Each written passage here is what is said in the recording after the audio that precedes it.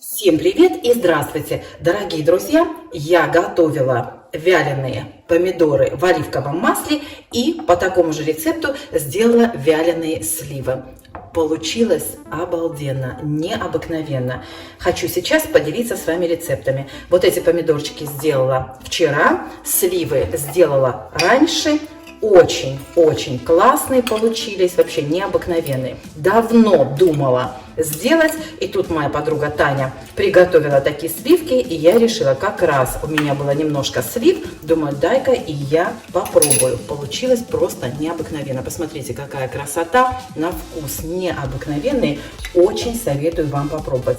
Рецепт один и тот же и для слив, и для помидоров, и сейчас я с вами им поделюсь. В принципе, рецепта как такового даже и нет, но смотрите идею. Я застелила противень фольгой, духовка разогревается до 130 градусов. Точно так же помидоры и сливы можно сделать и в сушилке, если у вас есть сушилка для продуктов. Я делала и так в духовке, просто получается быстрее. Все, что нужно сделать, это помыть помидорчики. У меня вот такие разные величины, они помидоры черри, я их порежу пополам. Так они, конечно, сохнут намного быстрее. У меня были очень мелкие помидоры. Я попробовала сушить их целиком. Но, конечно, внутри они остаются все-таки влажными. Поэтому советую даже самые мелкие помидоры порезать пополам. Вот они не все еще у меня хорошенечко дозрели. Это мои помидоры с огорода.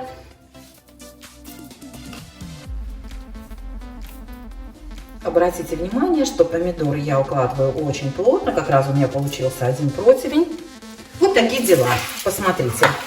Вот так плотно я укладываю помидоры. И теперь сверху посыплю специями. Лучше всего подходят сюда итальянские или французские специи. Берите любые, какие вам нравятся, какие вы сами любите. У меня смесь итальянских трав. Отдельно добавлю орегано, мы его очень любим. Добавляла в те баночки базилик, но он у меня закончился. Добавлю немножечко еще чеснока. В общем, смотрите на свой вкус, какие есть специи, такие и добавляйте. Как я уже сказала, духовка у меня разогревается до 130 градусов. Поставлю противень в духовку на 2 часа, дверцу плотно закрою. Потом будем смотреть дальше. Ну вот, ребята, смотрите, 2 часа прошло, вот так они выглядят, они еще не готовы, поэтому я убавлю температуру до 100 градусов и оставлю их еще на 1 час. Помидоры у меня, видите, вот почти уже готовы, еще полчасика и, наверное, все будет готово. Вот, друзья, смотрите, отлично подсушились у меня помидорчики. Чуть больше времени это заняло, чем я рассчитывала, но опять же это зависит от духовки. Делала это не в обычной своей духовке, а в маленькой, поэтому там, видимо, температура немножко по-другому работает, поэтому 2 часа при температуре 130 градусов я их сушила, вялила, и потом еще 1,5 часа при 110 где-то, я так думаю. Баночки у меня вот простерилизованы в микроволновке, они еще горячие, помидорчики тоже горячие. Из специй я буду добавлять чеснок порезанный и немножко душистого перца. Как вы видели, помидоры я посыпала итальянскими специями, орегано и сушеным чесноком. Крышечки у меня стерилизуются кипячением. Буквально 2 минуты, чтобы баночки слегка остыли, поскольку нужно будет заливать помидоры оливковым маслом.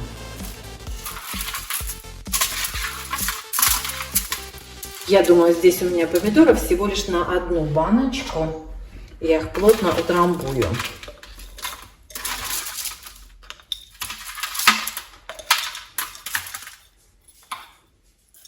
Я надеюсь, вам все хорошо видно. Чеснок я вот так разрезаю пополам и бросаю в баночку. И сюда же добавлю вот совсем, смотрите, на кончике ножа соли. Может быть, даже еще чуть-чуть чесночка.